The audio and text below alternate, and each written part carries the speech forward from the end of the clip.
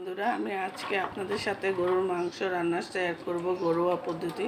পেঁয়াজ কেটে নিয়েছি, কয়েকটা কাঁচামরিচ দিয়ে দিয়েছি, এখানে তেল দিয়ে দিয়েছি। তেলগুলো দিয়ে আস্তা গরম মশলা দিয়ে দিলাম।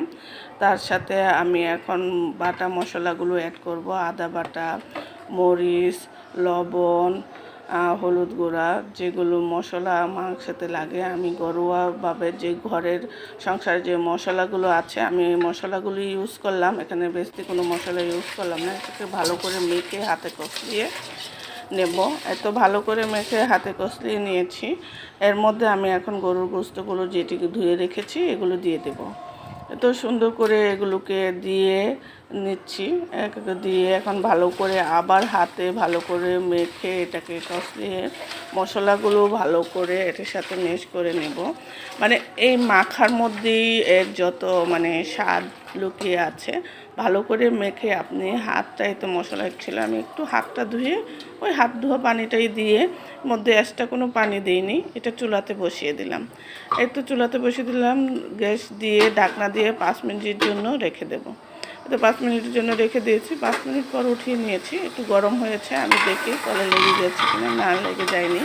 এটাকে আমি আবার ভালো করে নাড়া দিয়ে উপরেরটা নিচের দিকে এবং নিচেরটা উপরের দিকে এনে এটাকে ভালো করে আবার গুছিয়ে রেখে সুন্দর করে নাড়াচাড়া দিয়ে আবার ঢাকনা দিয়ে 5 মিনিটের জন্য রেখে দেবো। এই তো ঢাকনা দিয়ে 5 মিনিটের জন্য রেখে দিয়েছি। 5 মিনিট পরে আবার এসে ঢাকনাটা খুলে নেব। খোলার পর এটাকে অনেকটা পানি উঠে গেছে, দেখেন বন্ধুরা, এই তো অনেকটা পানি উঠে গেছে।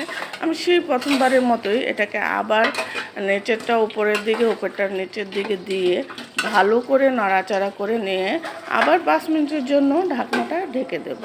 তো আমি 5 মিনিটের জন্য আবার ঢাকনা দিয়ে ঢেকে দিয়েছি। 5 মিনিট পরে আসতেছি, এখন দেখি পানিটা হালকা কমে গেছে।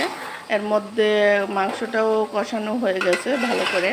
তো আমার তো আবার আলু ছাড়া চলে না, ছেলেমেয়েরা আলু পছন্দ করে, তার জন্য তার মধ্যে কিছু আলু দিয়ে দিচ্ছি। এই তো আলুগুলো আগে কেটে ধুয়ে পরিষ্কার করে রেখেছিলাম, তো আলুগুলো দিয়ে দিয়েছি। দিয়ে ভালো করে নাড়াচাড়া দিয়ে আবার সেই ঢাকনা দিয়ে 5 মিনিটের জন্য রেখে দেব। 5 মিনিট পরে চলে আসবো। এই তো অন্য গ্যাসের চুলাতে আমি গরম পানি বসিয়ে দিয়েছি, যেটা মাংসতে দেব।